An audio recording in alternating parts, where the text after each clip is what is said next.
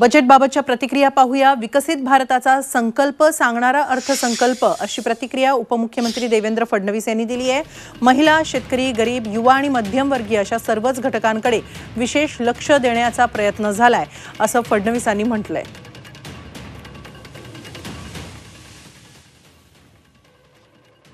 Nano DAP ही जी संकल्पना आणलेली आहे ही अत्यंत महत्त्वाची संकल्पना आहे आणि शेतकऱ्याच्या शेतमालाला भाव मिळाला पाहिजे आणि थेट मार्केट लिंकेज मिळालं पाहिजे याकरताच्या विविध योजनांचा जो उहापोह करण्यात आलेला आहे तो देखील अत्यंत महत्त्वाचा आहे। एकूणच जर आपण हे अंतरिम बजेट बघितलं तर विकासाची दिशा सांगणारं पण त्याच वेळी आर्थिक शिस्त पाळणारं अशा प्रकारचं हे अंतरिम बजेट या ठिकाणी मांडलेलं आहे आणि त्याच वेळी विकसित भारताचा रोडमॅप काय आहे हे आम्ही जेव्हा पूर्ण बजेट मांडू त्यावेळेस सांगू अशा प्रकारचा आत्मविश्वास देखील माननीय अर्थमंत्र्यांनी दाखवलेला आहे।